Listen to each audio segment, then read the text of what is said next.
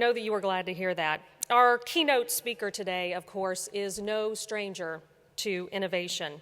Chris Urmson leads Google's self-driving car program, where his team's vehicle has driven over 750,000 miles. Prior to joining Google, Chris was on the faculty of the Robotics Institute here at Carnegie Mellon. Do you say it Carnegie or Carnegie? You say Carnegie? So the Robotics Institute here at the Carnegie Mellon University, where his research focused on motion planning and perception for robotic vehicles. During his time there, Chris worked with house-sized trucks, drove robots around in deserts, and served as the director of technology for the team that won the 2007 DARPA Urban Challenge. He's an amazing individual. We had some time to talk this morning. We'll be on social media later, so we hope you'll follow up with us there. Please welcome Chris Urmson. A warm welcome to the podium, Google. Thanks so much. Pleasure.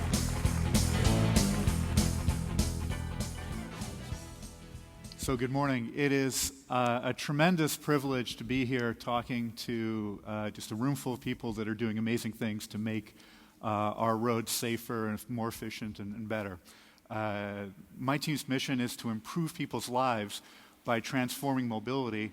And so I wanted to start with a video of some folks trying out a self-driving car for the first time. Today, we have something extra special for you guys, and you guys will be some of the first people outside of our team and outside of Google to ever ride in it. Oh, there it is. Oh, isn't that? Okay, Annie, here we go. Yeah. All right, Connie, let's go. There's no steering wheel in the way. It's really cool. It was like really kind of a space age experience.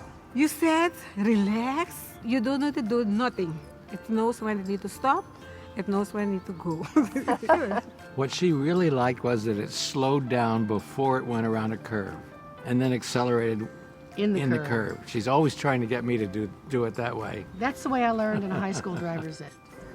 So if I had a self-driving car, I could spend more time hanging out with my kids or helping them with their homework, even just tending to them. Our lives are made up of lots and lots of little things. And a lot of those little things for most people have to do with getting from place to place in order to connect and do things. So there's a big part of my life that's missing, and there's a big part of my life that a self-driving vehicle would bring back to me. I love this! So these were not paid actors. These were not Google employees. These were people that just happened to live in the community in Mountain View, and we brought them in blind to say, hey, we have something neat. We'd love you to come check it out. And this was a year ago when we'd first announced that we were going to start working on a fully self-driving car. But the story really starts 130 years ago when Carl Benz invented the automobile. And he took it out for the first public test drive and crashed into a wall. And we've been dealing with the impact of this ever since. We've been making cars stronger. We've been innovating in safety in the vehicle. We've starting to work on active safety. And the reason why is because the problem is tremendous, right? In America, 33,000 people are killed on our roads every year. That's the equivalent of a 737 falling out of the sky 5 days a week. Incredible, incredible cost. Cars are sold to us like this, but in practice, most people experience driving like this, right? They're stuck in traffic, they're not enjoying what they're doing, and they've got other things they really want to be doing. Alan Taub said that for their customers, former Vice President of General Motors, said for their customers, driving is the distraction. And the reason why is because transportation in America or driving in America is getting worse, right? Between 1990 and 2010, we had 38% more vehicle miles traveled, but only 6% more roadways for those vehicles to travel on. So congestion, as you all know, is getting worse. And this all has a very human cost. Right? If you take the average commute in America, you multiply it by the number of workers in America, we end up getting to about 6 billion minutes wasted in commuting every day. You divide that by the average lifetime of an American citizen, and you end up with 162 lifetimes wasted every day just getting to and from work. Think about that for a moment, right? There's an incredible opportunity here to improve people's lives. And then, of course, there are folks who don't have the privilege of sitting in traffic, Right? Steve Mahan here was the gentleman that you just saw in the video, right? Incredibly gifted guy. Turns out he just happens to be blind, which means for him to get to work in the morning, instead of being a 30-minute drive like I would have from where he lives, it turns out it's 2 to 3 hours because he has to piece together different parts of public transportation. Hopefully that all works for him. Or he has to beg and borrow rides from his friends and family, right? And this is really unacceptable today. We have the technology. It's coming together. Let's get out there and help them. For me, the story starts in 2003 when the Defense Department announced the first grand challenge. And this was a robot race across the desert. The idea roughly was to get from Los Angeles to Las Vegas without hitting too many things. We got started really well. This is our vehicle, that Sandstorm that competed in the first challenge. This was 10 days before the competition. Fortunately, we had an army of Carnegie Mellon graduate students and undergraduates that were able to put it back together, flip it up, enter in the race. It actually started the race, qualified first, drove 7 miles, went through about 3 fence posts, and almost literally burst into flames. And of course, the media loved this, right? Imagine if you have an Olympic marathon and the best runner goes about 2 miles, right? It would be an embarrassment. Fortunately, DARPA said, come back next year. It'll be great. So we did. It was another exciting time. And, turns out that those black parts are supposed to be the other way up. Anyway, so we got this one back together again, Army of graduate students from Carnegie Mellon. We entered the competition. We had our 2 big red Humvees, and there was this poor little blue vehicle from a university on the West Coast called Stanford. It turned out that it beat us by a few minutes that day. Ended up getting a place in the Smithsonian. We came back to Pittsburgh and said, aw shucks, or something like that. But what was amazing was that we actually competed and completed this grand challenge in about 2 years. And the Defense Department said, that's nice. You can drive across the desert where there's nothing moving and not hit too many things. What we'd really like is something that can do that, but also drive, in a city. And so they announced the Urban Challenge.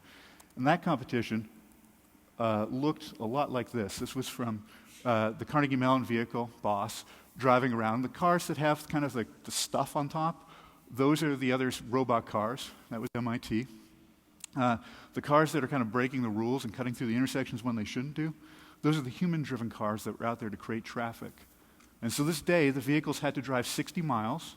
There was no remote controls. You weren't allowed to kind of wrap a midget in aluminum foil and hide them in the car and have them drive. They had to be completely independent. And if you kind of squinted at these cars, and kind of ignored all the stuff hanging off them, you could kind of forget that they were robots. And at the end of the day, we had 6 vehicles finish this challenge. And this time, team from Carnegie Mellon, the home team, actually was able to win the day. Team from Stanford came second. MIT and Cornell crashed into one another, but were able to get themselves separated and finish the event anyway. So we had our first robot car crash back that day. And we all were incredibly excited about how things were going. And then kind of the funding and the enthusiasm kind of waned for a little while, until in 2009 at Google we started a team to dig into self-driving vehicles. And I came out there to help head up engineering for the program. And the team's mission was to improve people's lives by transforming mobility. And we spent the first couple of years proving to ourselves that we could take what had been shown to work kind of on the test track out on the public road. And we did 100,000 miles of testing, and we did about 1,000 miles of really challenging, interesting roads. And after those 2 years, we said, okay, we have something here. It's going to work. Let's figure out how to bring it to market as a product. And we thought the easiest place to go was the highway. And so we spent about 2 years again pushing the technology forward, getting to the point where it was really robust, where we were willing to trust kind of lay people behind the steering wheel. So we sent out an email to all of Google and we said, would anyone like to try driving a self-driving car for a weekend or a week? And we got 4,000 responses, basically within a day. And of those, we had about 100 people that we let take the car out, and we gave them a couple of hours training, and we told them, this is an experimental vehicle. You need to be paying a lot of attention because you never know when it might break. And we had people that came in and we asked them, do you really, why are you excited about this? And, some of them said, cool technology. My favorite was one guy who said, I'm not. This whole thing's stupid. right? I drive a Porsche. Cars are for driving. What are you thinking? Right? And we gave this guy the car anyway because we figured this was, this is important to understand how people would perceive this product. And he came back a few days later and he said, I get it. I need this car, right? It turns out I'm a terrible driver, and so is everybody else, right? And so we're like, right? This is fantastic.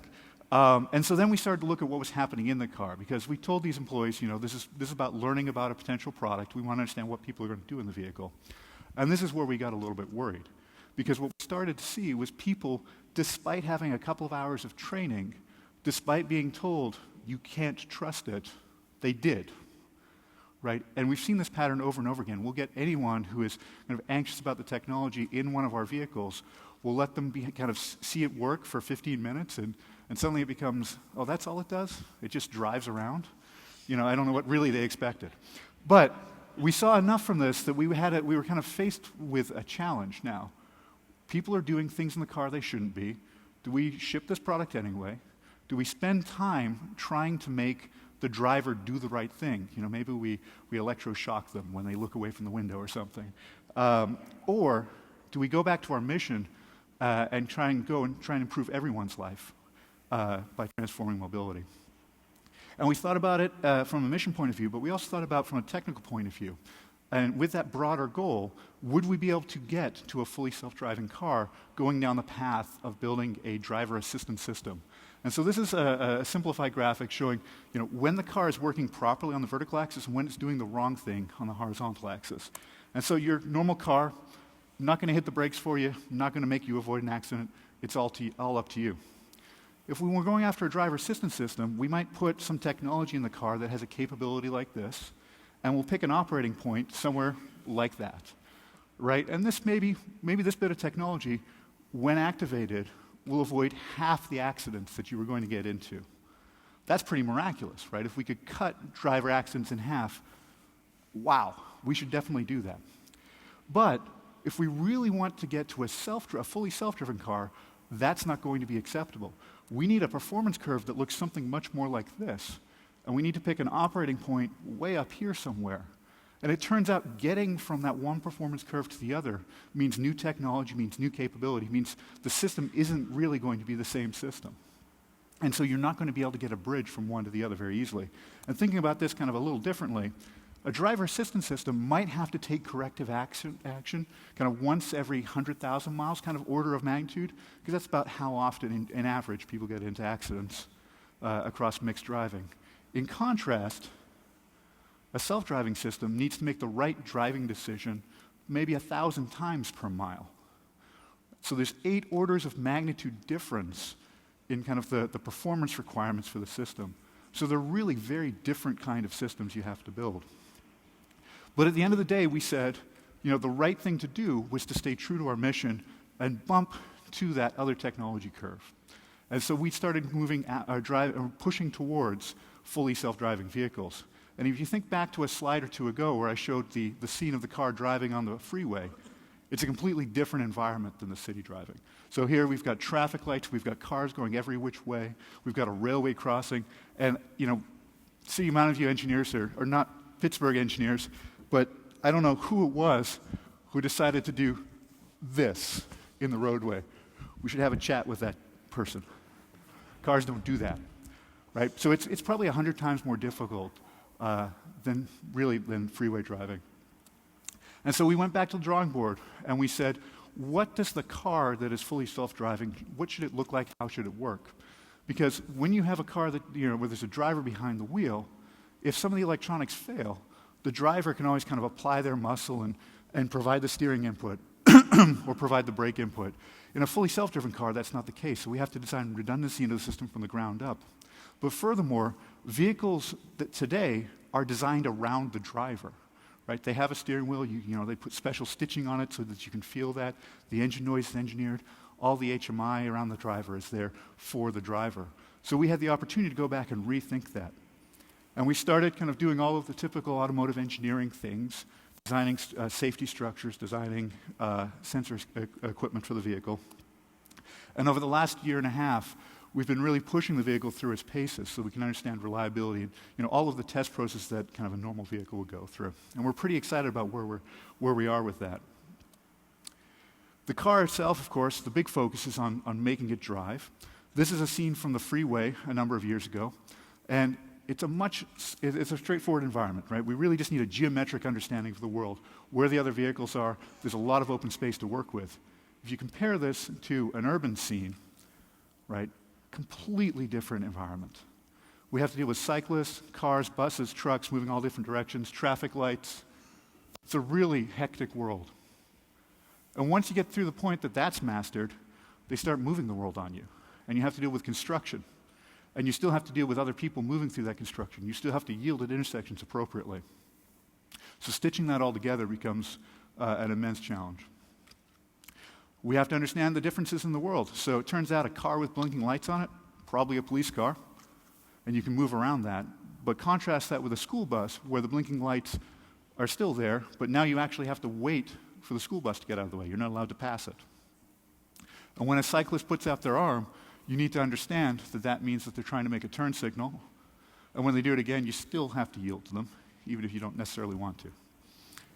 And of course, if people are out on the road signaling, it's important to be able to understand that and respond to those gestures appropriately. Now, our cars kind of have a superpower in that they can share information between one another. So in the crudest form, this means if one car sees a construction zone, another car coming through the area later can know about that ahead of time and be in the right lane or avoid it altogether. But much more interestingly, our cars have seen thousands and thousands of vehicles and thousands of pedestrians. And so they kind of understand what people and cars and bicycles look like. And they can use that to help detect them and understand what's happening in the world around them. And even more interestingly than that, they can use that experience to predict how they're going to move through the world. So a pedestrian in the crosswalk is likely going to continue. A cyclist on the side of the road is likely going to continue and bump out around parked cars. A cyclist biking the wrong way down the road is likely going to continue to do the same thing. Cars might make turns, and then there are really subtle cues you can pick up when a vehicle is about to make a U-turn and predict that too, to be able to drive safely around it. So we do all of this through kind of the magic of the data that we've gathered over 1 million miles at this point of self-driving on the public roads. So a really incredible basis to build from. But of course, it doesn't matter how many miles you drive, you're never going to see it all, right? There's always something new. And a few months ago, this happened to us. So one of our cars was in a Pittsburgh neighborhood, made a right turn around a corner, and saw this. And what you're looking at is a duck with a woman in an electric wheelchair chasing it. In figure eights in the road. Now it turns out the DMV handbook doesn't have duck with woman anywhere in it, right? So you can't kind of anticipate everything that's going to happen out in the world. So our cars have to be able to understand what is kind of normal behavior and what's anomalous behavior. And we're not going to be able to give them kind of generalized intelligence. So when they see something that is anomalous, they need to identify that and say, let's just relax for a minute. We'll just slow down, give that room to play out, and then we'll deal with whatever happens after that. But let's make sure we get to a safe state. And of course, it's not just women and ducks in the road. We have birds flying across in front of us. This you only ever see on the Google campus. We have to, of course, deal with very small road users as well. We have people jumping out of trucks at us. We have people doing this. Watch the car from our left. Loved it. When we make a lane change, watch the car on our left again, decides to join us in the same lane. Watch this through a red light. The car has to be able to yield to that. And then here a cyclist getting a late start across an intersection. The human drivers to our left only just avoid tagging them. Our vehicle's able to see that and slow up. And then here a car pulling out from the left between two self-driving cars, of all things to do. I don't quite understand the reasoning there. So we've seen an incredible amount of variety of things on the public road, and we use that to inform. But we know, like I said, that's never going to be enough. So we have this anomaly detection work that we have done internally, but we also have this really compelling team of engineers that go out and kind of as the evil genius. And so at our test facility in the Central Valley in California, we have people come out and just try and break the cars as hard as they can. So here we have people looking weird. I've never seen somebody carrying one of those giant balls before, but now our cars have. And it all comes together like this. So this is one at our test facility. All of our software is now running on the prototype vehicles, and it's able to interact with traffic safely. You'll see in a moment here, it's going to come through an intersection with people cutting it off. So we're really excited about how things are going. We think the future here for automated and self-driving vehicles is pretty immense. These are my two boys, Ethan in the red, Colin in the green. And it turns out Ethan's 11. And that means in about 4.25 years now, he's going to be able to get his driver's license. And I don't know how many of you are familiar with teen driving statistics in America in particular, but they are terrible. And so I'm committed, and my team is committed to making sure he doesn't actually have to get a driver's license, that we can actually have vehicles that he will be able to get in and drive him and everyone else around the community. Now, we're really at an incredible place, I think, in intelligent transportation systems. Right? We have seen incredible progress in V2V, V2I, and we're starting to see amazing progress in self-driving and automated technology. You can't go to a technology trade show without seeing an auto company there talking about the major advances they're making. So it's an incredible time for us all to be in this community. I'm really thrilled to be here with you, and I look forward to working with many of you to make this dream a reality and do what we can to give mobility to everyone and do so much more safely than we've come to accept. Thank you very much.